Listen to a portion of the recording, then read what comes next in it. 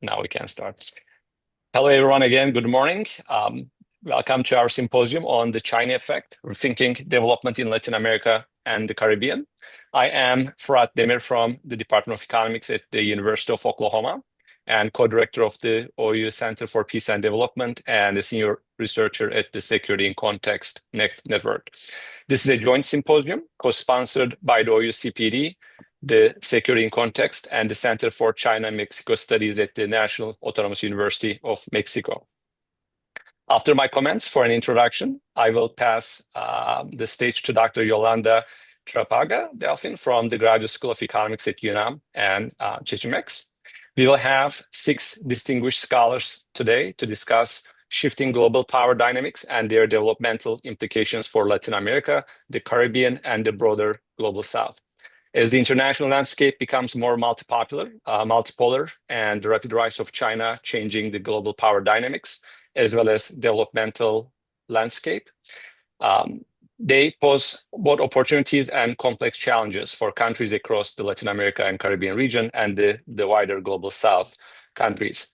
By bringing together scholars, the seminar aims to deepen conceptual understanding and generate policy-relevant insights on how Latin America and Caribbean and other global South regions can strategically position themselves within the evolving global dynamics. We look forward to a rich and productive dialogue today.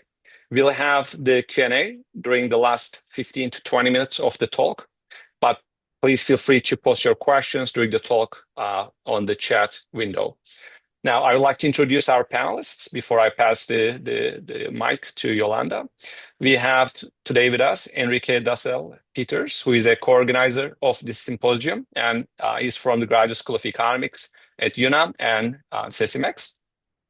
We will have Kevin Gallagher from Boston University and Global Development Policy Center, together with Dr. Rebecca Ray, who is a senior academic researcher at the Global China Initiative at Boston University. We'll have Celio Hiratuka at the State University of Campinas in Brazil. Rice Jenkins from School of Global Development at the University of East Anglia. Jorge Carrillo Viveros from El Colegio de la Frontera Norte, Mexico. And we'll have Dr. Ivan Ellis from Latin American Studies at the U.S. Army War College Strategic Studies Institute. Before further ado, Dr. Yolanda, the mic is yours. Okay, thank you very much, and good morning, everyone. Well, I'm the Center for Chinese-Mexican Studies, Cechimex, of the School of Economics of the National Autonomous University of Mexico, is of course very happy to host, together with the Oklahoma University and with Fırat Demir, this international seminar. We are very happy about this coordination between both institutions and particularly with the participants and assistants. Since the beginning of Cechimex in 2006, we have attempted to set the ground to understand China and the relationship between Latin America, the Caribbean, Mexico, of course, and China, and the wide variety of fields, including institutions, history, culture, international relations, environment, and then the increasing number of socio-economic issues. Please take a look at our cycle of conferences with more than 400 lectures, and then the increasing number of publications in Spanish, English, and Chinese.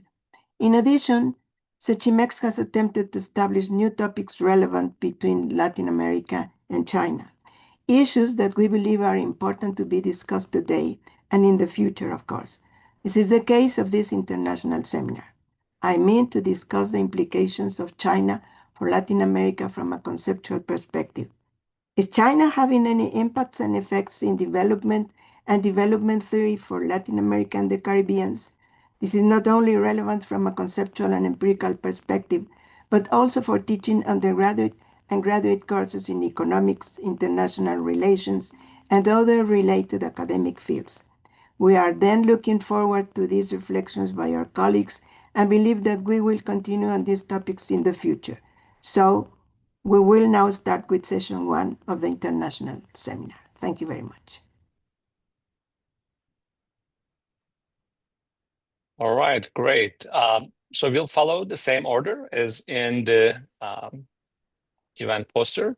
Our first speaker will be Dr. Ray, together with Dr. Gallagher from Boston University. And then we'll follow by Sergio. And then Enrique will go last, roughly 20-25 minutes. I'll try not to interrupt unless we significantly exceed the time. And looking forward to a meaningful discussion. Thank you again, everyone. And thank you, our participants and audience. Rebecca, it's yours. Well, thank you so much for that introduction and for the welcome to join this great group today. My colleague, Dr. Gallagher, is not able to join us today, but I'll be presenting some insights that have emerged from work that I've just published with my friend Enrique Dussel. Among other things, I coordinate the annual China-LAC Economic Bulletin at the Boston University Global Development Policy Center. So I'll give some insights from that work and other work that we have on the stove still, and look forward to the discussion. Before I get started, I'd like to start by announcing that for the next 2 weeks, we at the Global Development Policy Center are accepting applications for pre-doctoral fellows and postdoctoral fellows in our Global China Initiative. So if you are, or if you know, a PhD candidate or a recent PhD graduate who's interested in researching global China and its implications for global financial stability, human well-being, or environmental sustainability, I invite you to follow the link that I'm putting in the chat right now, because we have just 2 more weeks to collect those applications. And I know that this group is so well connected to emerging voices in this space that we hope to boost and give a platform to. So please, if this sounds like you or someone you know, please follow that link that I just put in the chat. And now I will share a few slides to go over some of the findings from our recent, just published last week, China-LAC Economic Bulletin and its implications for really not just the region or the nation of China, but for the global economy in the 21st century. So I'll start by explaining why the China-LAC economic relationship is so crucial for the next stage of the global economy, particularly the global energy transition, some of the benefits that this can bring for Latin American economies, particularly a significant new wave of Chinese investment, especially in these new energy transition related sectors that will power the world and move the world for the next century, but also talk about some risks that this brings, because the role that Latin America is growing into in these new sectors is tremendously concentrated in commodities. And that brings economic volatility, long-term economic stagnation, as well as environmental and social risks that this group is fairly well aware of, I'm sure. And then I'll briefly discuss a few policy responses from both sides of the Pacific to try to overcome some of those risks and maximize those benefits. So first, I'll briefly talk about the China-LAC economic relationship and its implications for the 21st century of the world. We really see that this relationship is the most important one in the world for several sectors of the global economy, particularly energy transition minerals, trade and investment, as well as renewable energy deployment. Now, when I talk about energy transition minerals, you may have heard the phrase critical minerals before, and I'm sure more speakers will talk about critical minerals. I'm going to focus just on energy transition minerals, which is the subset of those minerals that are particularly applicable for renewable energy and electric mobility. And here are the minerals that I am discussing. This is a list of 17 that were compiled from the World Bank report, Minerals for Climate Action. And here we see their projections, the World Bank projections, of how much annual increase for each of these minerals the world needs to meet the energy transition goals that have been set. So as you can see, there are some minerals here like aluminum, iron, copper that have been mined for centuries that we don't actually need, as there isn't a development or energy transition mandate for expanding the production. But there are others like cobalt, graphite, lithium that need tremendous expansion of production in order to support global transition. So we have older sectors. We also have newer sectors that are just emerging and growing very, very quickly. And here is how important the China-LAC relationship is for these sectors. I have 3 Sankey trade graphs here. So for each one of these graphs, it shows global trade sliced different ways. For each of these graphs, we have exporters on the left and we have importers on the right. divided by country and region. So these are 2023 global trade in goods. We can see regionally divided. It's quite balanced between exporters and importers, but quite imbalanced by region, where Europe and North America account for about half of exports and about half of imports. China is about 14% of global exports. LAC is about 7% of exports. But it's a very different picture when we look at transition mineral ores and concentrates. These are the raw forms of those energy transition minerals. We can see here that China is responsible for importing about 71% of global trade in these minerals, primarily from Africa, Latin America and the Caribbean, and high-income Asia and the Pacific. That's mostly Australia because of its globally dominant role in iron production. But as I showed in the previous slide, not every transition mineral is projected to grow at the same rate. If we focus on those newly emerging ones, the chromium, the graphite, the lithium, here we really see the importance of the China-LAC economic relationship. Overwhelmingly, over half of global trade in these minerals is bought by China, and most of that is coming from the LAC region. So if there is to be what we refer to as a just energy transition globally, it will depend on managing the China-LAC economic relation. When we look at the very downstream end of these supply chains, so this is the deployment of renewable energy globally, China, of course, continues to dominate this sector as well. And this graph shows globally where Chinese overseas energy generation, investment, and finance is going, divided not by dollar, but by gigawatt and by sector. So fossil fuels are in tan and brown, hydropower is blue, solar and wind is green, and other, mostly nuclear, is in that dark gray. What I want to draw your attention to here is that 7.8 gigawatts in Latin America and the Caribbean is larger than the solar and wind anywhere else in the world, even Asia, which is overall so much larger than any other region, of course. So Latin America and the Caribbean is the center of Chinese overseas economic engagement when it comes to both the upstream end of these new supply chains, the mining of transition minerals, and the downstream end, the deployment of renewable energy. So from China's perspective, LAC is extraordinarily important in these new sectors, and of course, the reverse is true as well. So of course, this has brought significant benefits to the Latin American region when it comes to energy supply chain investment. And within China LAC investment, we see these new sectors growing in importance. So here are a few charts to put that in context. This data comes from my friend Enrique Dussels' excellent work monitoring Chinese overseas foreign direct investment in Latin America and the Caribbean. We see here on the left all Chinese outbound FDI in the LAC region by sector. Most importantly has been mining, minerals, and metals, followed by energy, and in a rather distant third place, automotive manufacturing. And then for each of those three top sectors, the following charts show more detail. So in minerals, for example, if we look a decade ago from 2010 to 2014, we see that over half of it went to fossil fuel minerals, particularly oil drilling. This is no longer the case. When we look in the last 5 years, we see the majority is coming from transition mineral mining. This will be no surprise to anyone in the group, but you may not be aware of the following two things. In energy generation and transmission and automotive manufacturing, we see the same trends. So a decade ago, in any energy generation and transmission, fossil fuel generation was the majority of Chinese outbound FDI in the region, in the energy sector, but that's no longer the case. Solar and wind are now the largest share of Chinese OFDI in energy generation.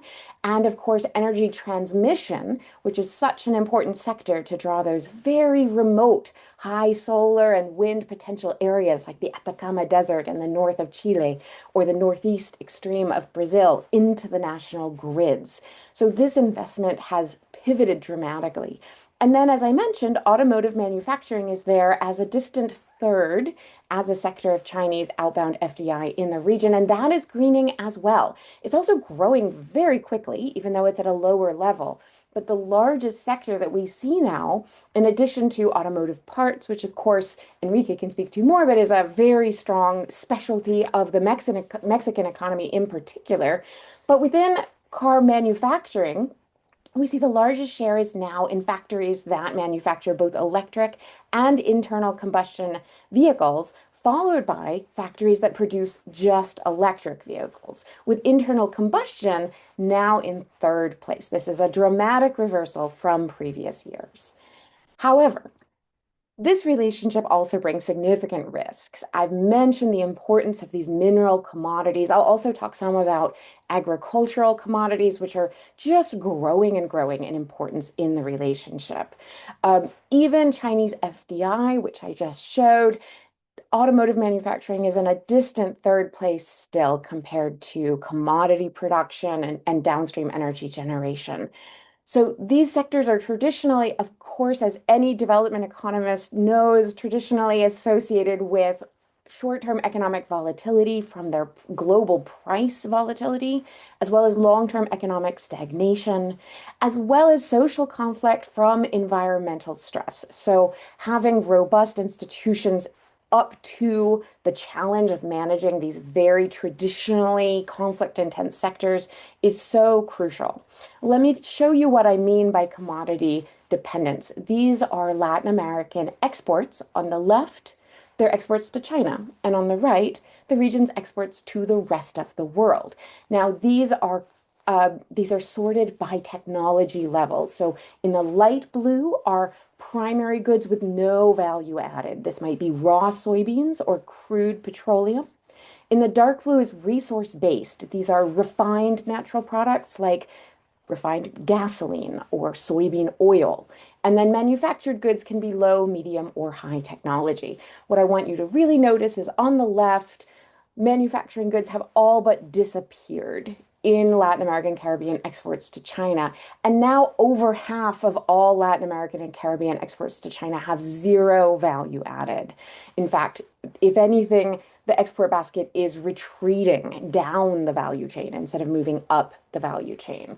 Whereas on the right, LAC exports to the rest of the world have been a little more stable with a much larger share of manufacturing in them. And to give you a little bit more of an example of this, these are the top exports from LAC to China over the last decade.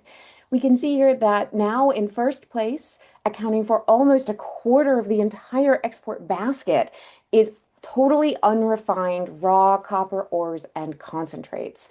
At the very bottom of this list of top exports, we see refined copper, which has now lost so much participation in that export basket that it's no longer in the top 5 products. It's now fallen behind beef.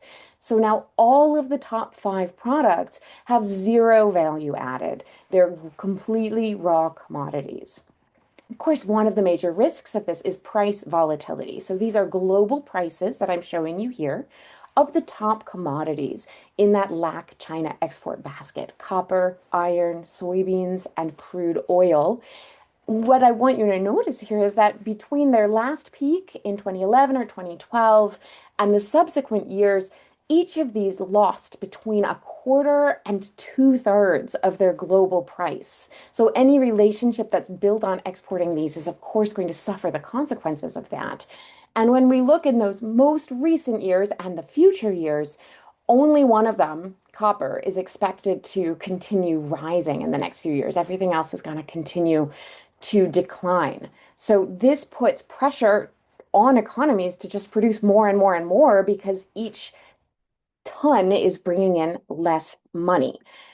In the longer term, this of course brings trade deficits as these prices decline relative to the prices of manufactured goods that the region is buying from China. And so here we see the value of China's exports to LAC, LAC's exports to China, and the balance over the last 20 years. You can see that it hit a record deficit last year of about 1.4% of the region's GDP. Of course, environmentally and socially, this has tremendous impacts as well. I want to focus just for a moment on one example, which is those soft commodities, although mineral commodities also, of course, have very well-known environmental and social risks. But just for the sake of time, let me just pick this one example.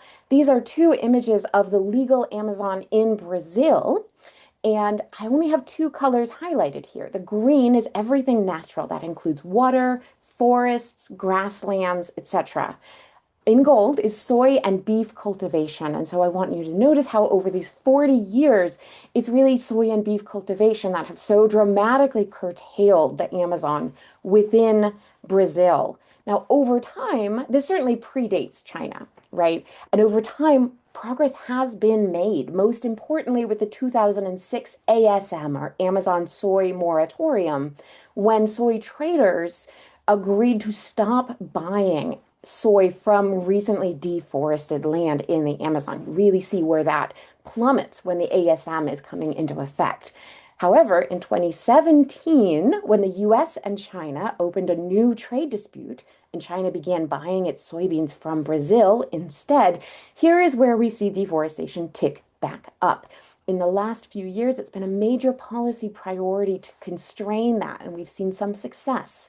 But that is depending on the political will of a specific government. And so any longer term progress is going to have to involve market and regulatory mechanisms that are longer term. And of course, all of this soybeans and beef that are driving the Amazon deforestation are primarily being produced to go to China, particularly in the exports. Most Brazilian soybeans are produced for export to China at this point. Most Brazilian beef is produced for domestic consumption, but among the beef that is exported, the majority of it is, in fact, going to China.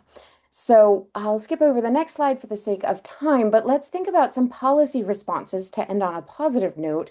Brazil and China have been negotiating new voluntary certification mechanisms, including Boixina and Soja-China, which translate to Chinese ox and Chinese soy, relying on traceability and including land use change and the embedded carbon emissions from that. And so these are ongoing initiatives. Soja-China in particular is not finalized yet, but it's a key area to understand that this is a policy priority for the diplomatic management of this relationship. We're also seeing upstream and downstream coordination between the development finance institutions on both sides of the Pacific to help develop those supply chains to build that value added back into the relationship, particularly in these new energy transition sectors. So a good example is Bendese and Chexim, the China Export-Import Bank, just established a joint billion-dollar equity fund to invest in these new sectors in ways that are more coordinated to help build up that value added. This is, of course, the largest and best established national development bank in the LAC region, but others may follow suit, and this may be an area for future collaboration to maximize those benefits and mitigate those risks. Thank you so much. I look forward to the discussion. And don't forget to click that link in the chat if you or someone you know might be interested in fellowshipping with us. Thank you. Thank you, Rebecca. And it was an excellent, I think, introduction and summary of the both challenges and the promising exchange that is taking place between China and Latin America, including developmental aspects and the valued part in terms of the high concentration of the primary commodities between China and Latin America, which we see in other parts of the developing global south as well.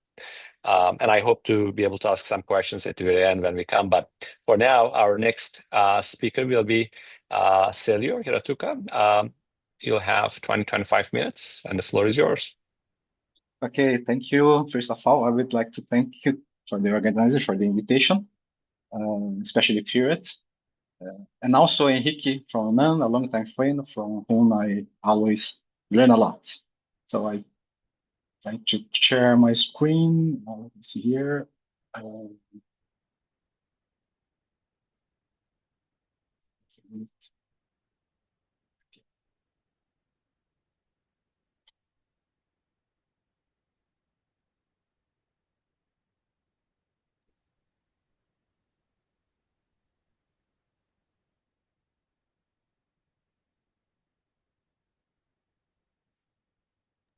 Yes, there we go. Okay, yes.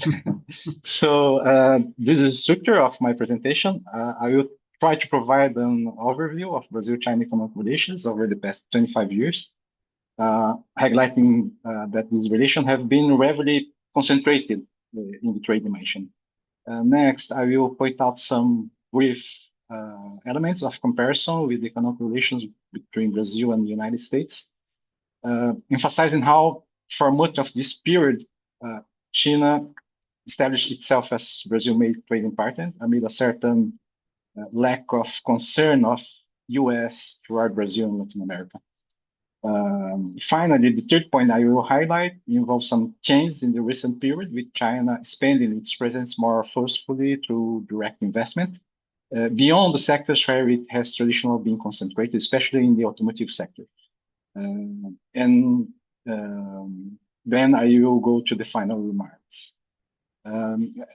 As can be seen in the slide, since the beginning of 21st century, Brazil trade relations with China have grown exponentially to the point where China became Brazil's main trade partner in 2009. Starting from values close to 1 billion in 2000, Brazil exported to China with 94 billion in 2024, surpassing the combined total export to the United States and the European Union. This amount represented approximately 28% of Brazilian exports. Meanwhile, imports amounted to $63 billion, accounting for 24% of total Brazil. However, as can be seen in this slide, there is a significant asymmetry between the profile of export and imports. Brazil's favorable trade balance basically depends on the export of primary commodities and manufactured goods intensive in natural resources.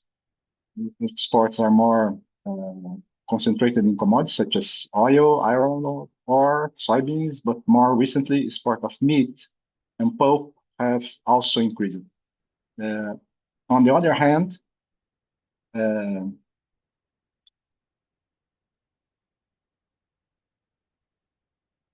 sorry, this one.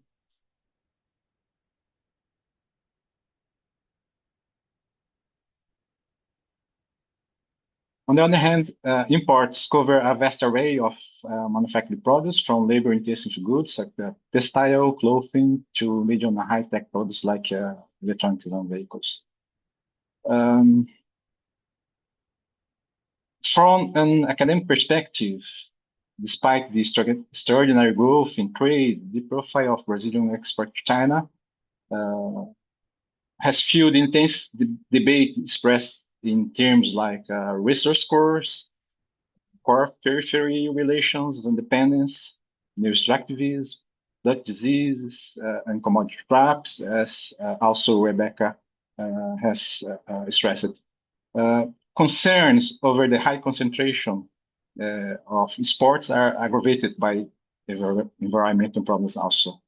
But the rapid penetration of Chinese industrial products in Brazil is also closely linked to the debate about industrialization, mainly due to the strong competition imposed on domestic industrial production and also third country markets, especially in South America. As can be seen here, between 2003 and 2012, the Brazilian import coefficient increased mainly due to the currency over valuation caused by the commodity cycles, and the import coefficient increased from approximately 30% to 25% during this period. Considering only China, the coefficient increased from 0.6% to 4.5%. Although imports from other regions also increased, China growth was faster, with China accounting for 18% of the total in 2011. In the following period, marked by the turbulence of the post-global financial crisis, and also because the Brazilian internal crisis, you can see a certain stabilization of the total index. However, China's growth continued while the other international suppliers to Brazil remained stagnant or suffered a slight decline. In 2023, the total coefficient reached 25%, with imports from China reaching 7.54%. So this number represented 29% of the total. The second decade of 2000 was also marked by increasing Chinese investment in Brazil, with the acceleration of internalization of Chinese companies, significant increase in the presence of Chinese firms in Brazil was also observed. This increase, of course, can be observed from several sources, but here I choose to use the investment stock data registered by the Brazilian Central Bank. It's important to emphasize that the Brazilian Central Bank data allows to see the ultimate controlling investor, avoiding the distortion caused when one looks to the immediate investor, where the participation of tax havens like Cayman Island is overrepresented. So it's evident that the relative importance of China is growing. It was less than 1% in 2010 to just over 5% in 2023. It's evident that the relative importance of investment is still much smaller compared to the importance of that China has in trade flows. So considering now a brief comparison with the United States, it's possible to observe that from the point of view of trade, the emergence of China displaced the US as a destination for Brazilian exports, mainly between 2000 and 2010. After that, the main countries that lost ground as a destination for Brazilian exports were those of European Union and Argentina. And on the import side, same trend is observed. It's also highlight that the profile of Brazil trade with the United States is quite different from that observed between Brazil and China. As can be seen here, the share of manufactured goods in exported to the United States is much higher than seen from China, and products with medium technology intensity, such as machinery and equipment, have the US as an important destination. But while China has surpassed the United States in trade, the gap in terms of direct investment remains quite large. US companies have been present in Brazil since the beginning of 20th century, and especially after the post-war period, they have taken the lead in many industrial and service sectors, particularly those that are more knowledge and technology intensive. So the difference still remains, despite the Chinese growth. This is also because the United States share has also increased during the recent period, as can be seen in this way. In 2020, while the US had more than 3,600 affiliates in Brazil, China had about 240. The difference is also visible in the sector profile, where the presence of American companies is much more significant in the manufacturing sector and in financial information technology services. Now, I would like to highlight some important changes that have occurred in the most recent period to a large extent. These changes are related to China's new development profile, with emphasized innovation and the new quality productive force. And for this, China technological development is key, as the development of sectors such as telecommunication, digital technologies, artificial intelligence, electric vehicles, and renewable energy. The importance of these sectors is already mentioned by Rebecca, and also studied by Margaret Mears in 2022. But in Brazil's case, this change is also evident. From 2007 to 2021, according to the Brazil-China Business Council, Chinese investments in manufacturing activities represent only 5% of the total. And from 2022 to 2024, they increased to 32%. And one of the most important sectors is the automotive sector. As investment by BYD and Great Wall Motor, as I would like to call attention, next slides, it's very important. I would like also to highlight that the automotive sector in Brazil is one of the main Brazilian industrial sectors. Brazilian production reached 2.3 million cars in 2024, and Brazil was the sixth largest consumer market and the eighth largest producer worldwide. And furthermore, the automotive sector is one of the target sectors of Brazil's new industrial policy. Specifically, in the sector, the new policy is called National Green Mobility and Innovation Program, MOVER. It was announced at the end of 2023, and the program strengthens incentives mechanisms for R&D projects and decarbonization of the sector. The program offers, for instance, financial incentives for investment in R&D with increasing incentives according to degree of national production, expansion of diversification of sports, and the incorporation of sustainable technologies. In addition, one of Brazil's main taxes, the tax on industrialized products, the IPI, is now linked to a reward penalty system that considers factors such as emission, energy sources, energy consumption, and product recyclability. The government also announced a gradual increase in import tax on electrified vehicles from 2024 to 2026. The import tariff on battery electric vehicles rose to 10% in January 2024, 25% in July 2025, and will reach 35% in July 2026.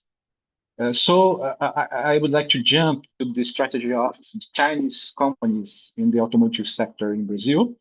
As can be seen in the graph, the BYD, Great Wall Motors, and Chery were all the main drivers behind the increase in the volume of electrified vehicles in the Brazilian market.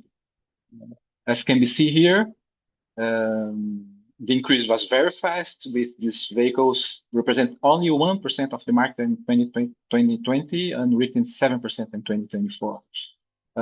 This increase occurred mainly due to establishment of distribution networks and initial increase in imports.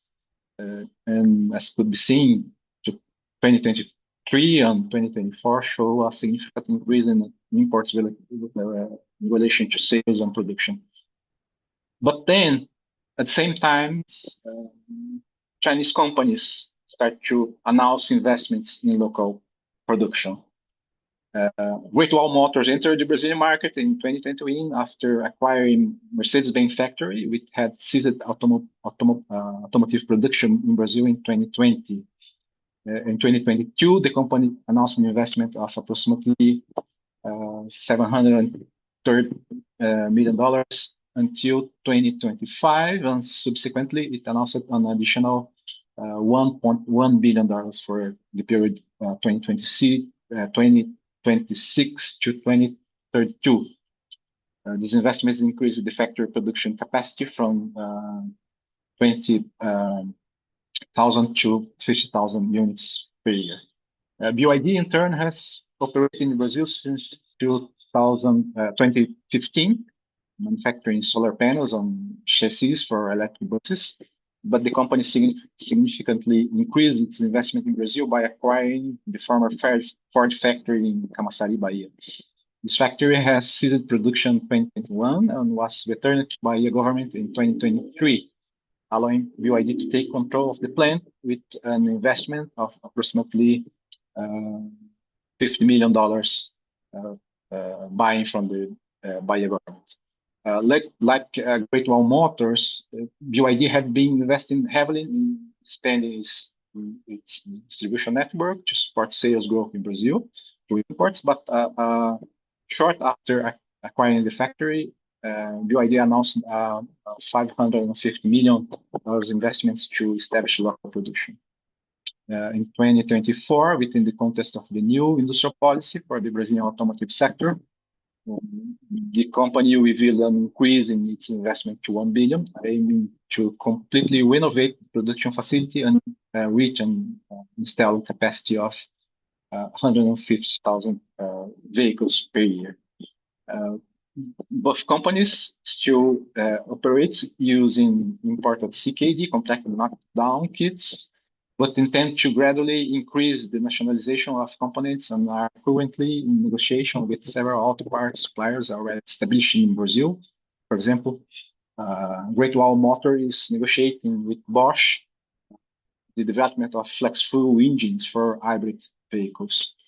But also throughout 2025, water companies have announced investment in Brazil with very diversified strategies.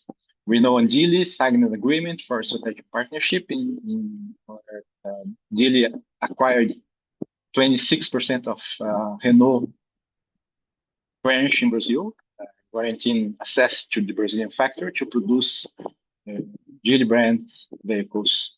In addition, Renault will use Geely platforms to manufacture electric and hybrid engines. GAC Motors announced an agreement with APE with assembly vehicles for Mitsubishi and Suzuki in CKD plant to begin assembly in Brazil. And also Chang'an announced a similar agreement with Caoa. Caoa is a Brazilian group with already assembly cherry products, and also had an agreement with Hyundai, but Hyundai decided to concentrate the production in its own plant and terminated the contract with Caoa. So there's a lot of kind of change, and so I think that I will jump to my final remarks. I think that the change in the profile of Chinese investments reflecting the search for external markets in sectors where the Chinese domestic market has already reached significant level of maturity is one of the main changes and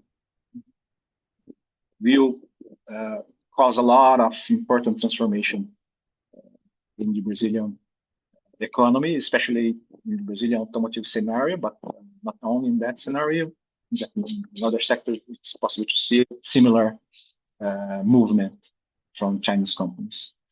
Another important change that has already had significant impacts in other South American countries, especially Chile, Bolivia, and Argentina, is the dominance in the mobility, renewable energy, and electronics that has generated disputes over strategic minerals such as lithium and copper.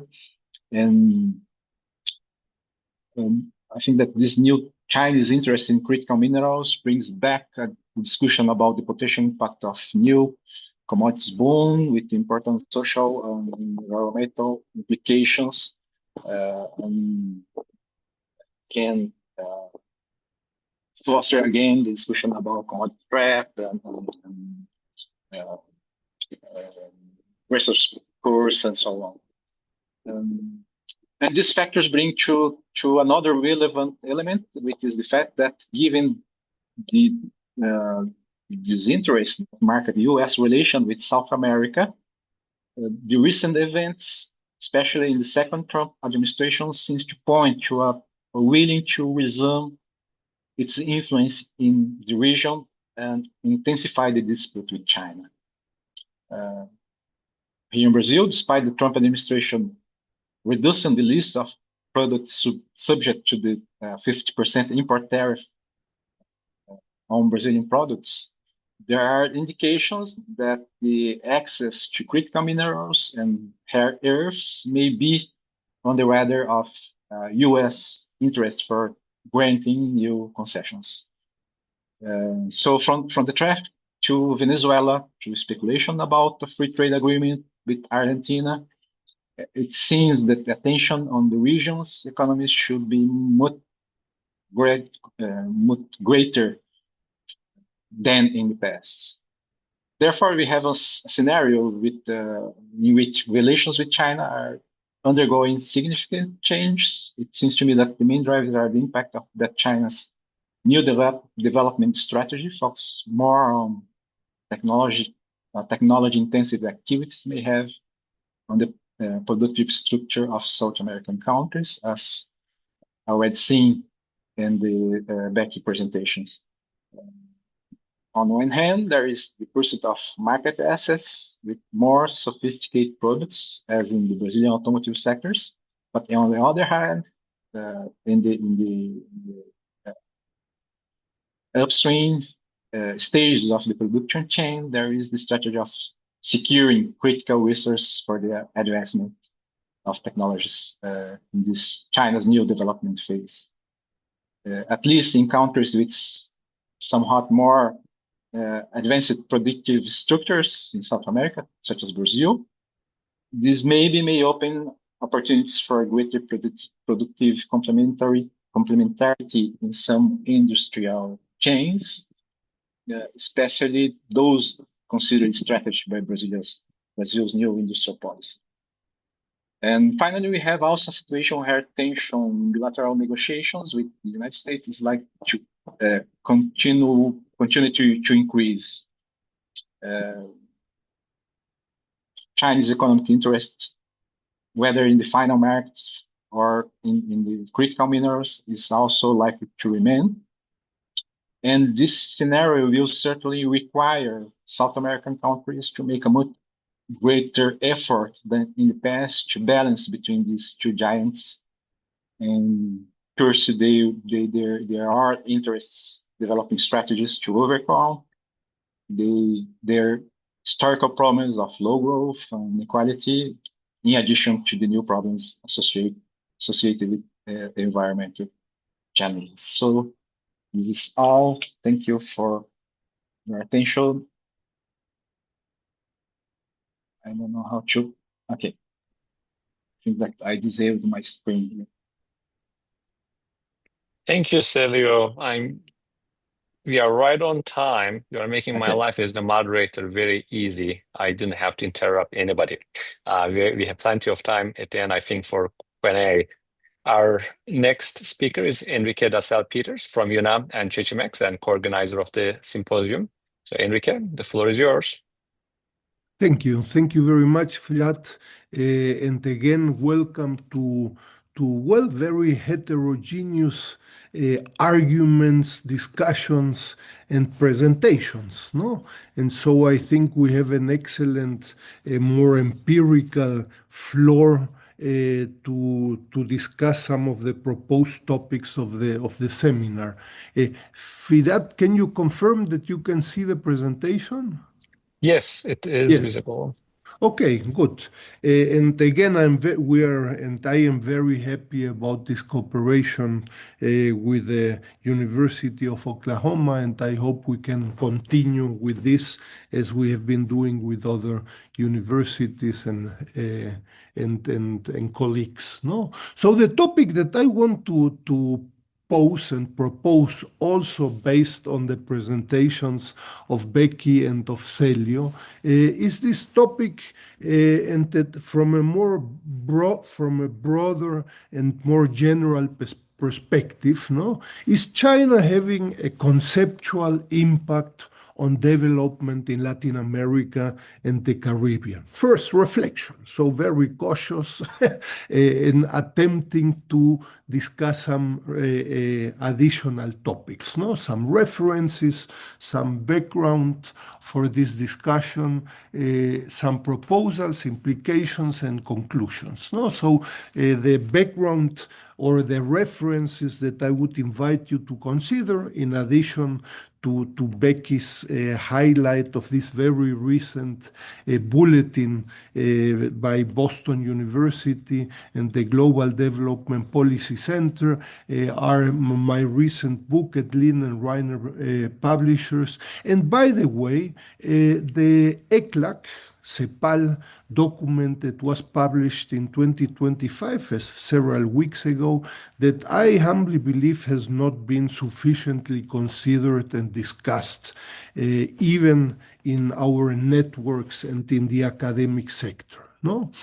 What is the background? Well, the background is there is an increasing in-depth analysis on China and the economic, socioeconomic relationship between Latin America and China. I think we have had two excellent presentations on lots of different topics, no? As we have witnessed today, but also in the recent years, we have, an increasing group of analysis, as I highlight in the presentation, also regarding specific global value chains, the territorial impact of trade in specific global value chains, trade, overseas foreign direct investment, etc.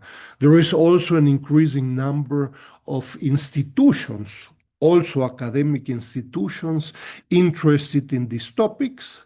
And by the way, a little bit surprisingly, if you want to, also an acknowledgement by even institutions such as the Economist, the Financial Times, and other institutions that historically have been very critical to China.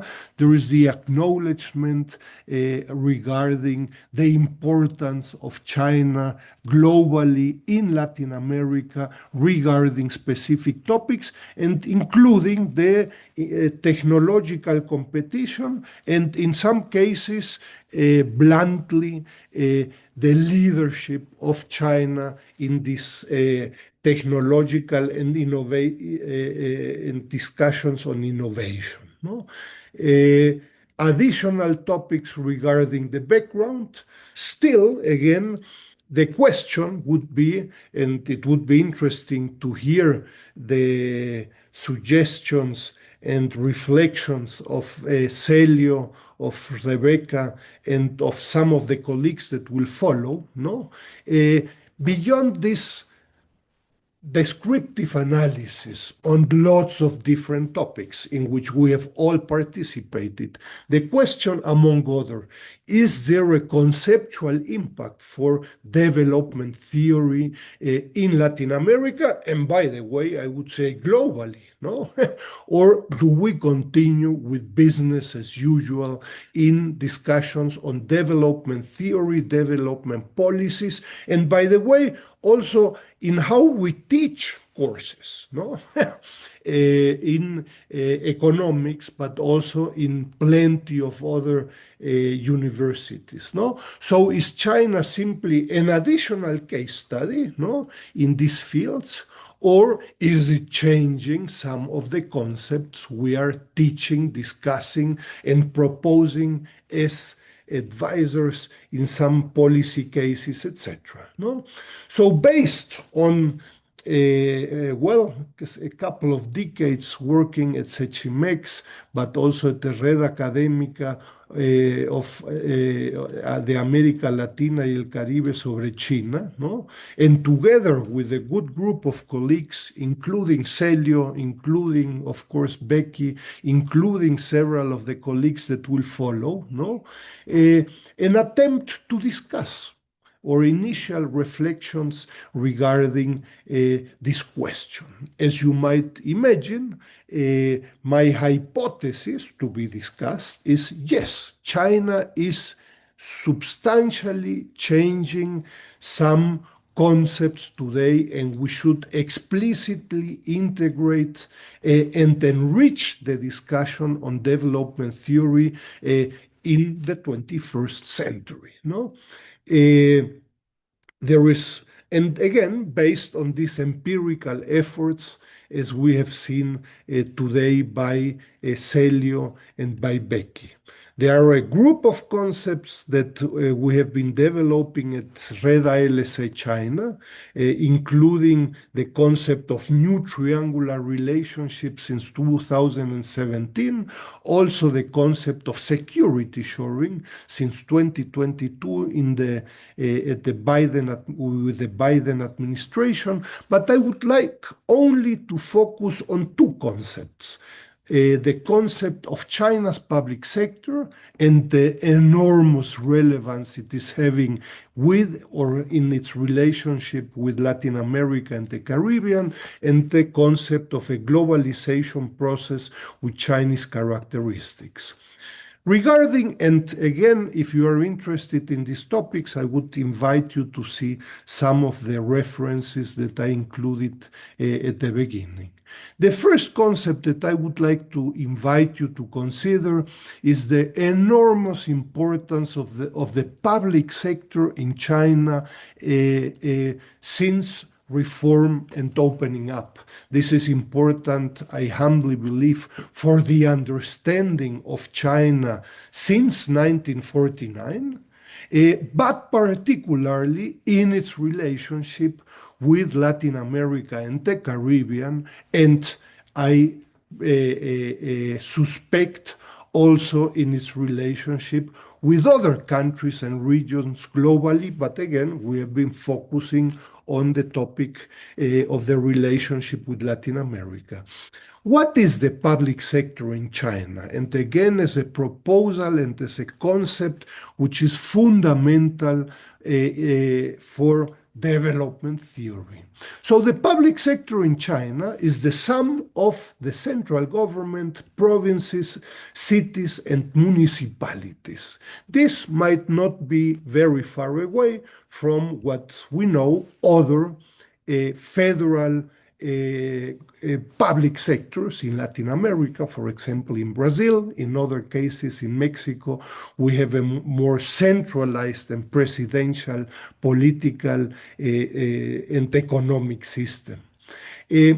But again, the public sector then is a sum of these institutions. I remind you, in the book of Lin and Reiner, I calculate quantitatively that this public sector in China accounts for the property of around at least 40% of China's GDP. So this is substantial. We're speaking from a quantitative perspective that this public sector in China is quantitatively different than in most of the top 20 countries of the world, but also in Latin America and the Caribbean. This public sector matters in China fundamentally. From a more qualitative perspective,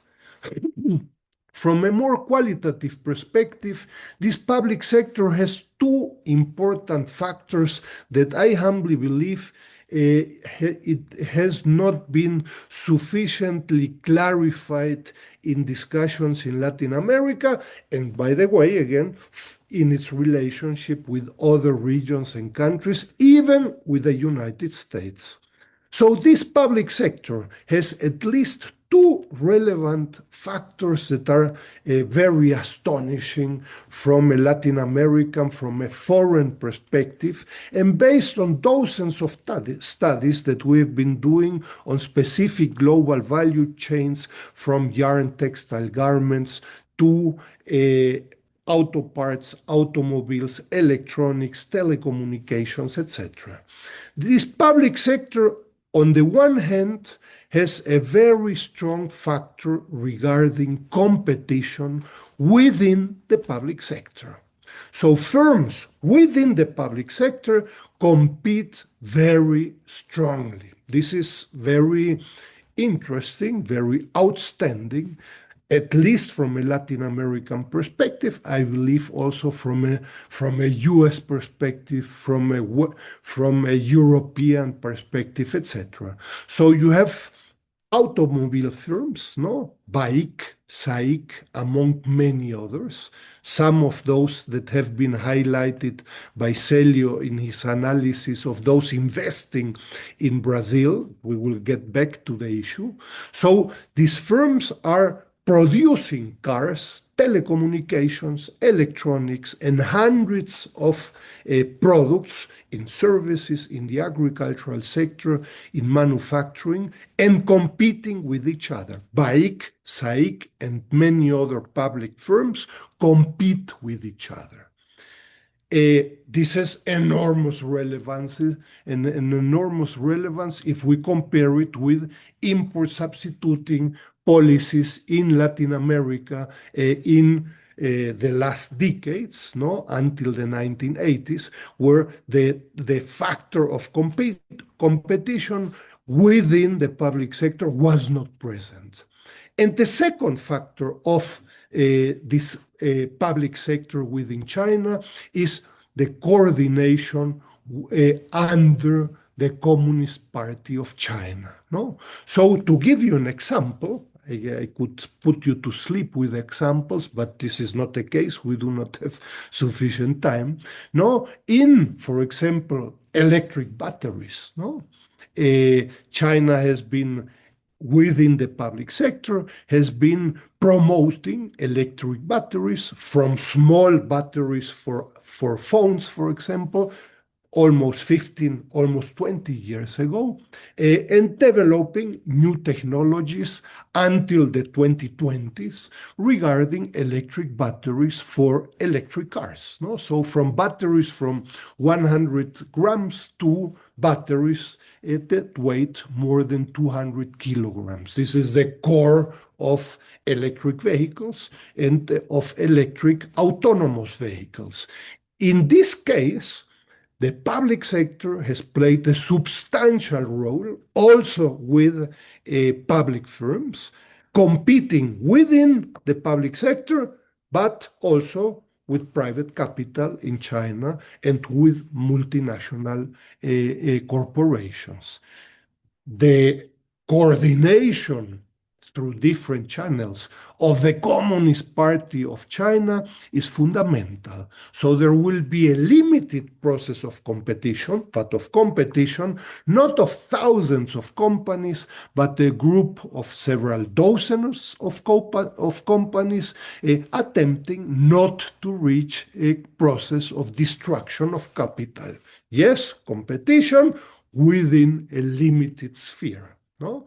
And if other new actors of the public sector wish to integrate and participate in this public sector, they will be required not to do this and participate in all other global value chains. No? So this, again, based on dozens of analysis of particular global chains, is from a foreign perspective, as we will see, fundamental for understanding China per se and the relationship between China and Latin America.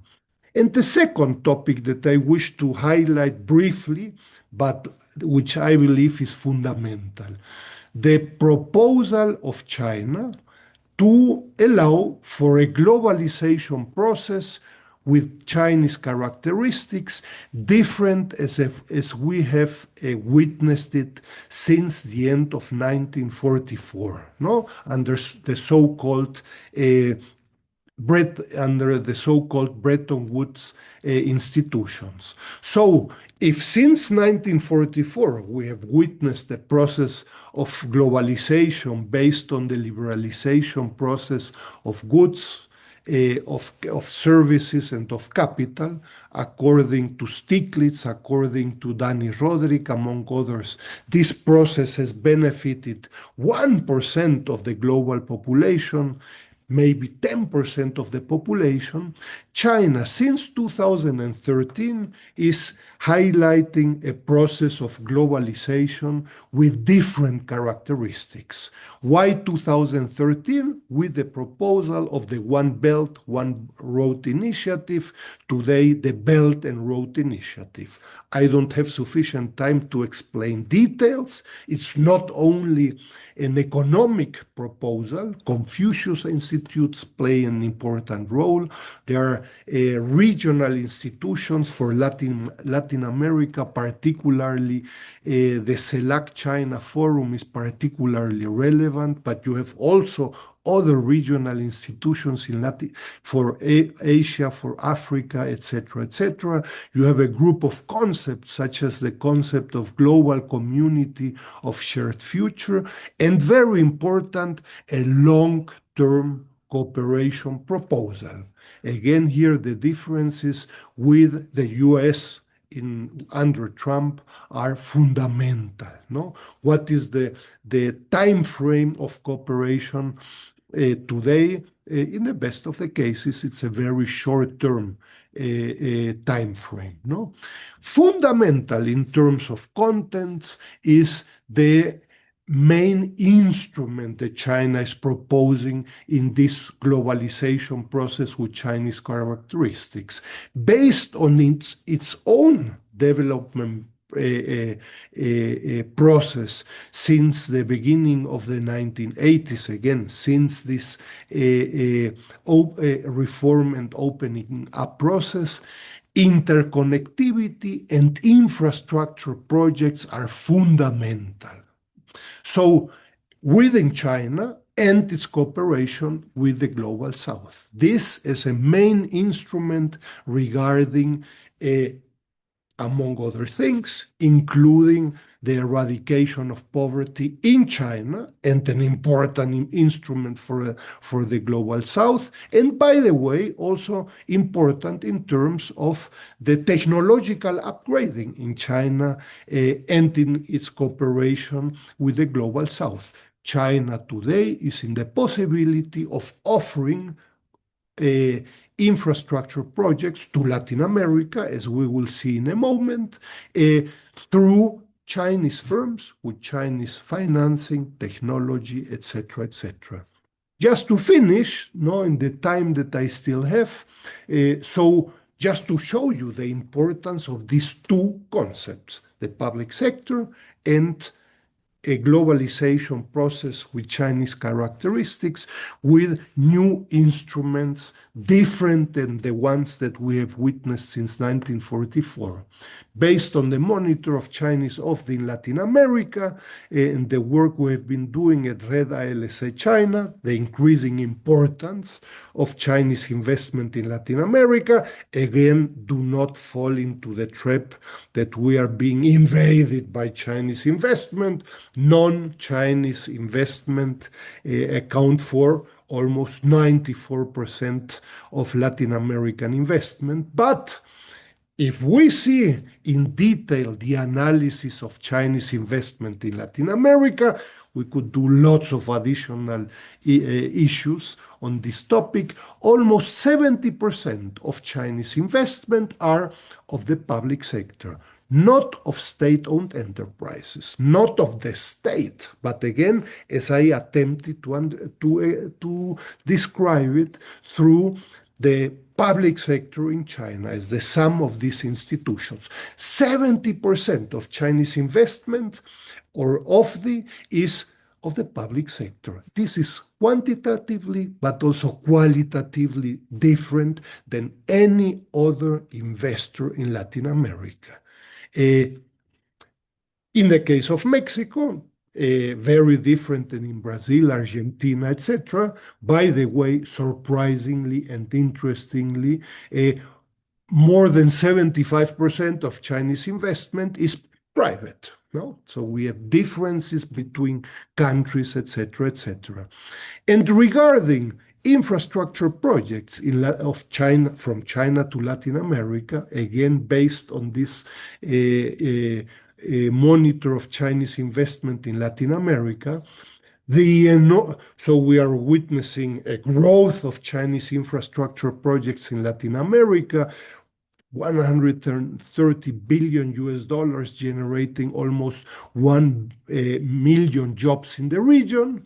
In this case, again, the enormous importance of infrastructure projects. So more than of infrastructure and its public sector, more than 90% of Chinese firms doing infrastructure projects in Latin America are public firms. So we do not have only increasing infrastructure projects, but practically all of them, more than 90%, by Chinese firms. I am finishing. So some of the conclusions. So the proposal is, can we start discussing some more conceptual issues regarding China per se, and in light of Latin America's relationship with China? I believe we have some experiences to begin such a discussion, I highlight these two topics that are important. Again, the public sector and this globalization process with Chinese characteristics, interconnectivity, and infrastructure projects. This is a fundamental difference of China, different to other regions and countries of the world, and in its relationship with Latin America. And what are, welcome to initial discussion, this is the proposal, what are the conceptual implications of this? No? So I invite to an explicit discussion regarding China's public sector and the importance of this public sector for Latin America and other countries. No? So the public sector in China goes beyond import substitution, industrialization, and debates regarding export-oriented industrialization, a very abstract discussion regarding the market or planification in the long term, etc., but in which the property of firms and what is the relevance of the property of firms for development. In the case of China, the property of firms for development is fundamental. So welcome back, if you want to, regarding relatively old debates on the importance of property for development and public property for development. No? In addition, I believe China's experience and per se, and in its relationship with Latin America, highlights the enormous importance of infrastructure, a topic that has been pretty lost in discussions on development theory, empirical studies, policy studies, etc. The importance of infrastructure, no, and the property of infrastructure, no. And finally, well, as we have witnessed through the presentation of Becky and Celio, well, there are lots of discussions regarding old topics regarding core periphery relationships, the topic that Becky highlighted of commodity dependence, and some others that I highlight. Welcome, I would highlight welcome to topics that I humbly believe we should integrate somehow on development theory, policies, and how we are teaching development in universities, among other things. Thank you for that. Thank you, Enrique, and thank you all our participants. We have plenty of time for questions. I will use the monopoly power I have as the moderator to start the questions with my question, and then we have a couple from the audience. And please do post your questions on the chat window. I would like to have as much contribution and participation as possible from the audience. Our participants touched on a lot of very important topics, lots of new research questions. Those of you who are doing your PhDs in the audience, I think there's plenty of dissertation topics out of any of the speakers' discussions. I can count at least a dozen different topics that can be written easily for a 4 or 5 year period that takes time to explore these questions.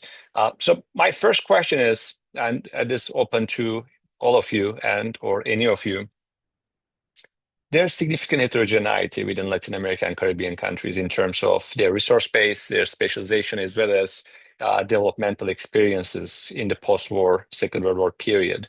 Now, what factors do you think would help them maximize gains from their exchanges with China? We do see a premature deindustrialization following Roderick's description of the region, and we have primarization.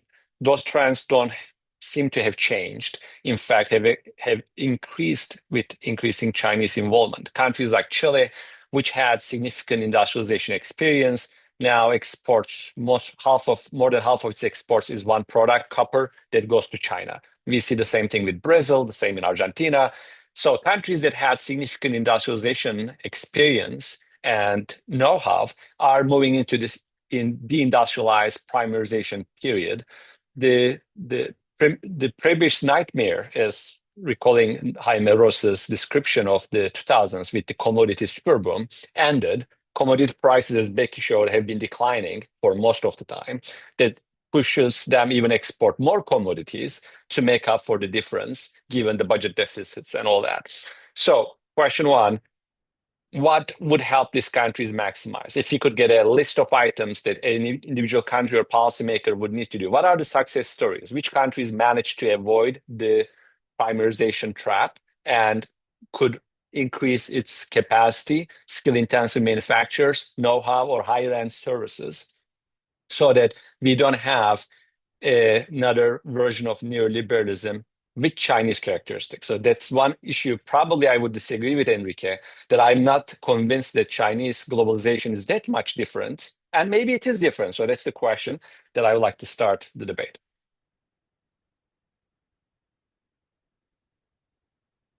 Any of you, please feel free to pick it up.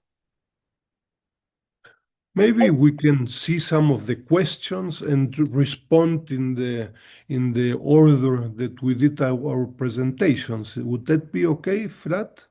We can do that as well, or go one by one. So a second question from the crowd that I can take is that we have, which mechanisms do you think best explain how Chinese investment in renewable energy is shaping environmental regulations in the region?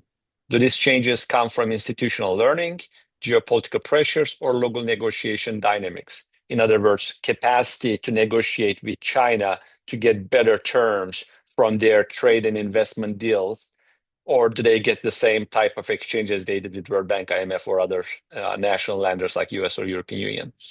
A follow-up question is on the oil sector. So this is about the arrival of the first floating oil installation of the Chinese company Concord Resources Corp in Venezuela, and what expectations are being made regarding that investment. And I will start with your last question and move up, because I think we can all speak to that first question, but the last question is probably aimed at me since I've been focusing so much on mineral commodities and quantity dependence and the environmental and social impacts of those. I'm glad someone brought up that floating platform is an interesting development. Oil companies are going to continue to be interested in oil, even if BYD is interested in electric mobility, of course.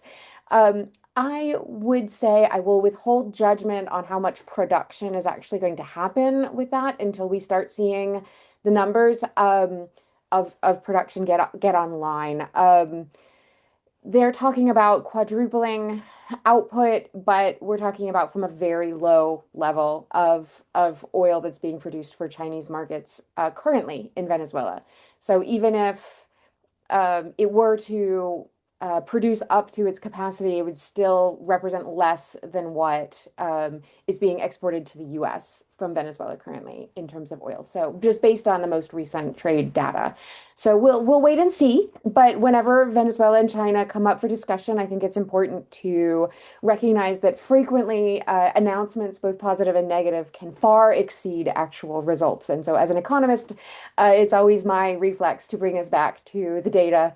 Let's see what actually happens. I think it may be a bit overstated because things in that relationship frequently are. And then moving slightly more generally, the second question was about how renewable energy generation investment may influence regional policymaking.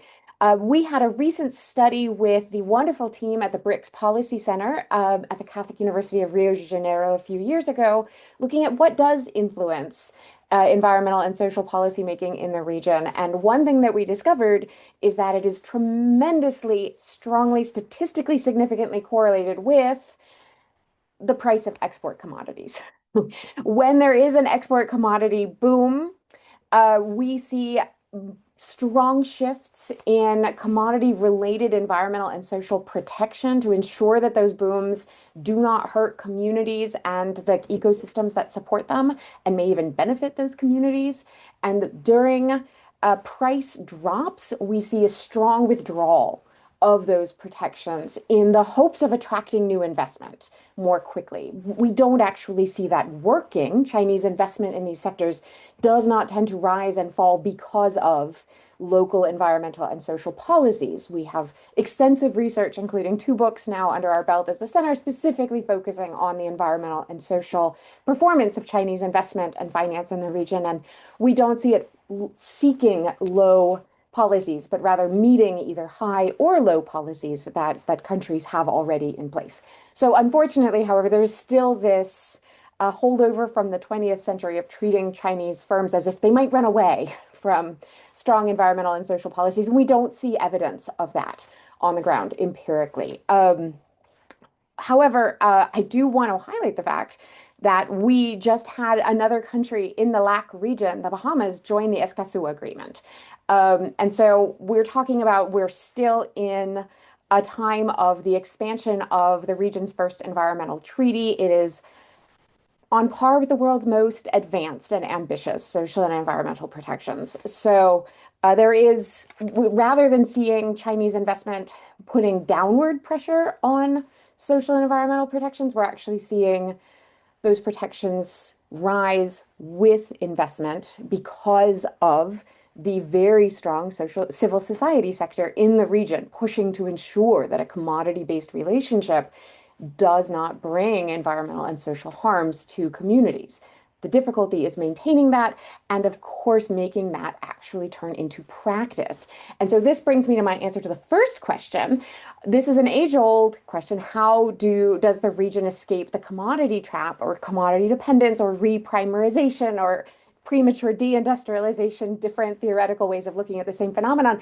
And my answer is going to be an old answer, which is regional integration. Enrique brought up the importance of infrastructure connectivity.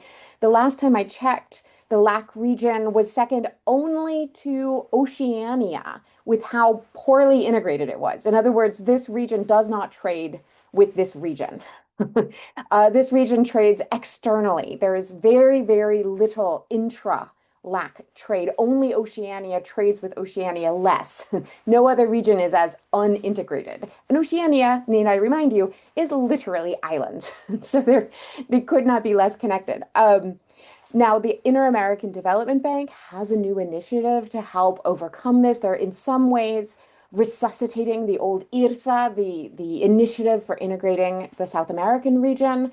It's called South Connection, specifically aimed at South American integration to try to help build the value chains between the lithium extraction in, for example, Chile, and the Chinese electric vehicle battery factories that Celio and Enrique mentioned in Brazil and in Mexico.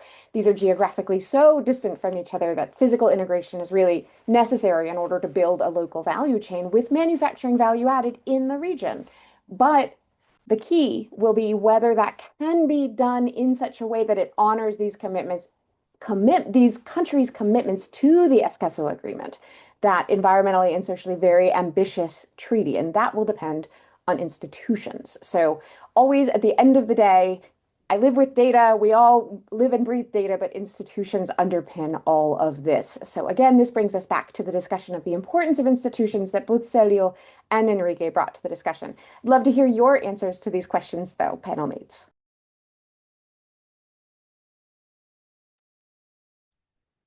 Okay, thank you for the questions. I think that there is indeed a great deal of heterogeneity among the countries in the region. Especially, I think that the case of South America is very different from Mexico and Caribbean. I think that the relationship to the United States is very different for this region. But I think that in the South America, at least for countries with more relevant domestic markets, this is another aspect that we have countries with different opening strategies,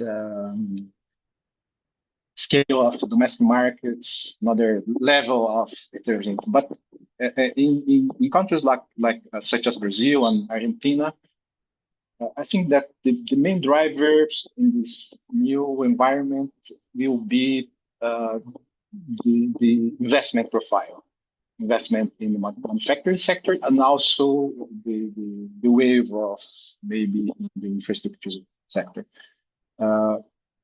of course, what we have seen here in Brazil in recent years is the growing interest of China in these new sectors that was more geared toward the consumer markets.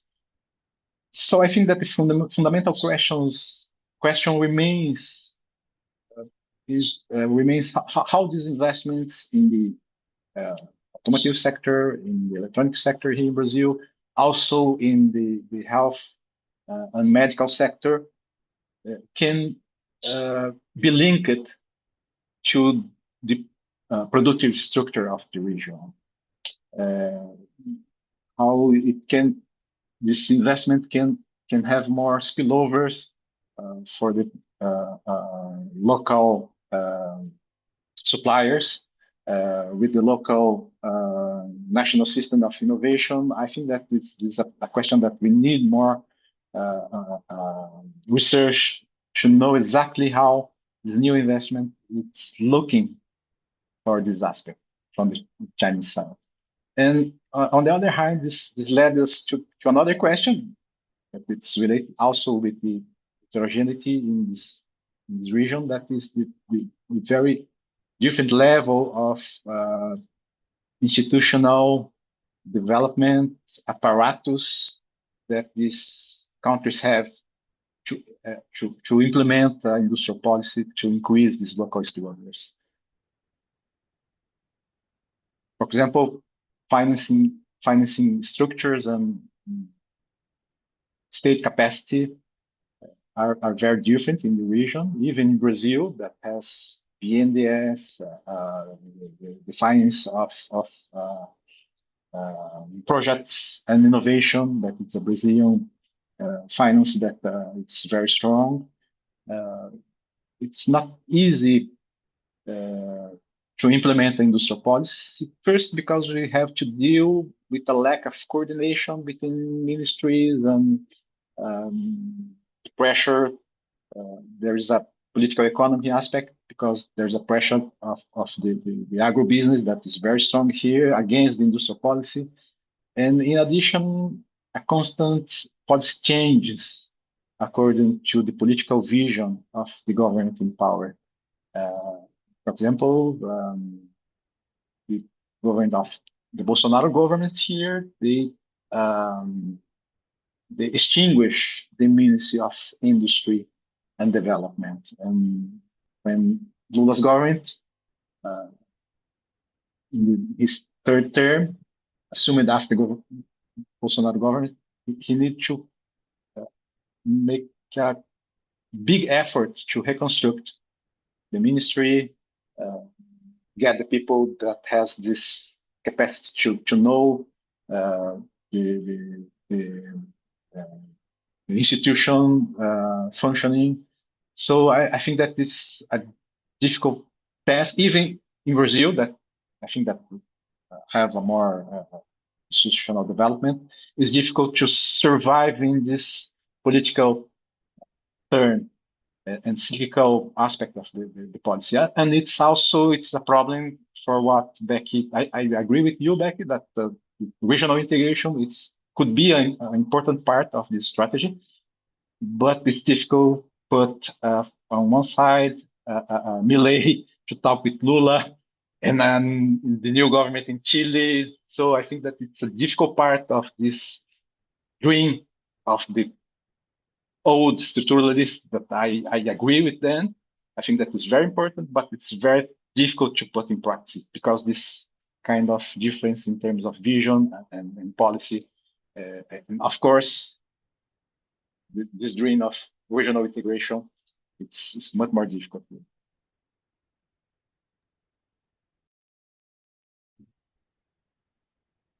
Look, from my side, two topics. Yes, we can discuss, of course, regional integration, or by the way, disintegration, no, and lots of different issues. One of the topics that has been discussed in the recent 5 years, probably not longer than that, is the enormous institutional weakness in Latin America, by the way, also in China, regarding what are public, private, NGOs, and academic institutions doing regarding China. Very weak. No? So look at the work of several institutions, including REDA-LC China, and the weakest institutions are of the private sector, with one big and important exception, which is the Consejo Empresarial Brasil-China, which is a very powerful private sector business organizations. But if you go to Argentina, to Mexico, to Peru, to whatever, private institutions are extremely weak. Again, look at the detailed analysis, no? Even in the academic sector, no? Yes, China is very fashionable and everybody has to speak of China, etc. But we are full of institutions regarding the analysis of Asia and Asia Pacific, no? You know what? Asia has 30 countries, no? So you come up with China every 30th week, no? So let's put it politely, that is not sufficient. So how are you going to allow for a capacity building with very weak institutions? And in the public sector, I could tell you stories, no, of the legislative, of senators, etc., etc. One topic, the issue of learning processes, capacity building based on institutions that are unfortunately very weak. No, the CELAC China Forum is an excellent example of a regional institution where you need two parts. No, I'm not blaming only the Latin America and the Caribbean. The Chinese part is co-responsible for this process. No, and the second issue and discussion, and related to what Firat mentioned, and also to several questions, no, is I humbly believe that, unfortunately, Raúl Prebisch, I humbly believe we should let him rest in peace. No, he did not have a clue of the enormous richness, methodological richness, and trade information that we have today. No, so what we need today is more in-depth analysis of global value chains, of specific global value chains, macro, meso, micro, territorial analysis within global value chains. It is surprising how little there is on this in a more or less systematic way. We just published at REDA-LC China a very interesting book regarding 7 case studies of the impact of Latin American exports to China. In my humble opinion, this is one of the first structured attempts to see exports from Chile to China, the territorial impact, and to discuss environment, employment, technology transfer, etc. The same someone was asking regarding oil in Venezuela. Well, there is one case study, shrimps in Ecuador, oil in Rio de Janeiro. We need 70 case studies, not 7. No, in a more or less structured way. If we do not do this, well, we will keep on discussing China and Latin America in a very abstract way. But again, I would invite the suggestions and responses by Becky, by Celio, and by next colleagues. No, in all these cases, the public sector in China plays an omnipresent role. No, and so does this have an impact in Latin America regarding development? I very humbly believe very strongly, yes, we should start discussing in Latin America the public sector and the issue of property. This is like an F word, no? And a forbidden word. Property, no? Of course not. In Mexico, we have two public firms, two, not 30,000 like the Beijing government, no? Does this matter? Fundamentally. But well, welcome to a discussion. Thank you, Firat. No, thank you. And we have 3 minutes before the end of the session. I want to follow the timeline, but I want to pose a few more questions to think along for you and for our next session panelists, based on the questions that are coming from the floor as well. One is about, and as Becky also touched, and there's one question about the de facto versus de jure differences in terms of actual effects, be that environmental regulation, be that labor rights, be that institutional development and capacity building, or as Kevin mentioned also with technology sharing. If you look at Chinese exchanges, be that trade, investments, or loans and other type of capital flows, what are the de facto versus de jure effects on Latin American countries? What are the institutional capacity building? How much technology sharing is taking place? And if I may add one more question from the floor that came, if you look at the free trade agreements and bilateral investment treaties between China and several Latin American countries, do they really differ? And that's a question I have myself had for many years, and I'm looking for a PhD student just to use the large language model for once, at least for a good use, and see if BITs and PTAs signed between, say, Mexico and China, how do they differ from those that are signed between Mexico and the US, say, NAFTA or the revised version? Do we really see fundamental structural differences in terms of both policy space? But for technology transfer, for many other aspects, the trade agreements did not include previously, or are they more of the same? If they are not the same, what are the capabilities of each national government is shaping those policies? So is it like, is China a neutral player here based on the existing rules of engagement in Mexico, Brazil, Chile, Ecuador, and so on? They just respond, or do they actually have any positive effects or negative effects on those dimensions? And I think those are that I agree with Enrique that we need case studies to look at individual trade agreements, individual investment treaties, individual investments from public and private sector. Do they differ? How do Chinese public versus private investments differ in terms of their effects for capacity building, in terms of technology transfer? Or is it a repeat of the core periphery type analysis that China once moved from the periphery to the core, even though it likes to label itself as a part of the global south? Do we have evidence, any evidence on that? So I'm gonna pause there. We'll give a 5 minutes break for everybody to, catch their breath and sip some water, and then we'll be back at with Central Time 10:45 and Eastern Time 11:45. In 5 minutes. Okay. In 5 minutes, yes. Thank you for that. Thank you so all. much, Firat.